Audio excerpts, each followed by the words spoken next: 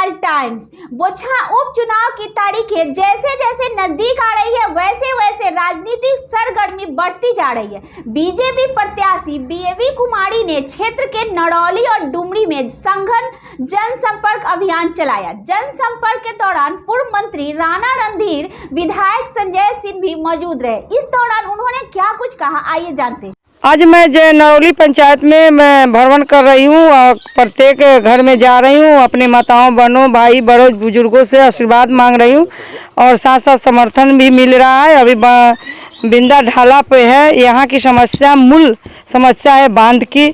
मैं प्रॉमिस की हूँ कि मैं विधानसभा में जाऊँगी तो इसको बनवाने का, क्योंकि मैं 5 साल विधायक रह चुकी हूँ। जितना परेशानी हमारे जनता जनार्दन को हो रहा है, मैं काफ़ी दुखी रहती हूँ। जब बारिश के पानी में बारिश के जल जमाव रहता है, बाढ़ की पानी आती है, तो ये शरण समझिए कि शरण और रात में रहने का यही एक बांध सहारा रहता है। तो प्रथम प्राथमिकता है कि बांध बनना चाहिए, जनता का डिमांड है। इससे मैं भी सहमत हूँ, क्योंकि डबल इंजन की सरकार है। सरकार की मैं विधायक बनूंगी तो अपने जो इस विभाग के मंत्री है उनसे कहकर मैं बनवाने का काम करूंगी।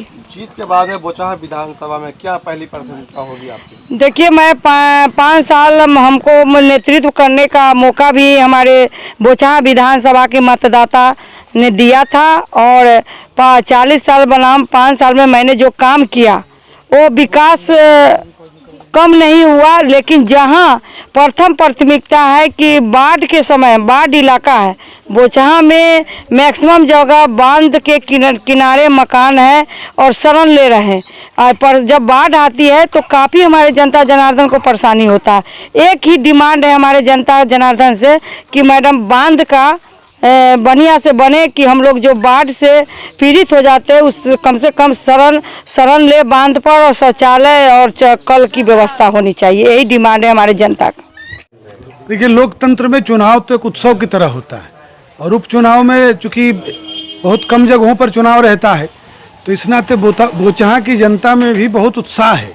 लोगों में नरेंद्र मोदी जी के लिए, एनडीए सरकार के लिए माननीय नीतीश कुमार जी, जीतन राम मांझी जी और एनडीए गठबंधन जो चुनाव लड़ रहा है और हमारी प्रत्याशी बेबी कुमारी जी हैं, तो लोगों में बोचहा के लोगों ने बेबी जी को निर्दलीय भी जिताया था। तो आज एनडीए के प्रत्याशी के रूप में, भारतीय जनता पार्टी के प्रत्याशी के रूप में लोगों में बहुत उत्साह है और पुनः भारी बहुमत से आज हम लोग नरौनी पंचायत में घूम रहे हैं। मेरे साथ हम लोग हीरा बाबू के दरवाजे पर बैठे हैं और अपने बगल के विधायक लालगंज के संजय सिंह जी भी हम लोग सब साथ में बैठे हैं प्रचार में।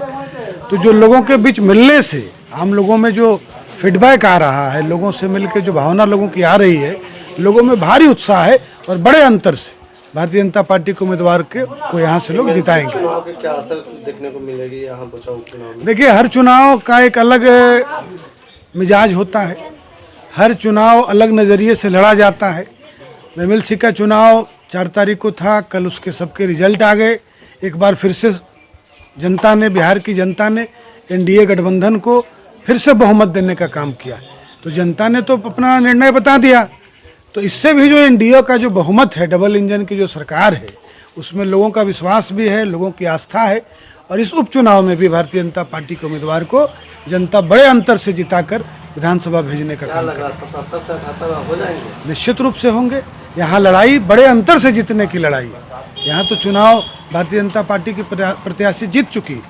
अब चुनाव की एक प्रक्रिया होती है, 12 को वोट होगा, 15 को काउंटिंग होगा, लेकिन जो जनता का मन मिजाज है वो भारतीय जनता पार्टी के एनडीए के उम्मीदवार के पक्ष में का है।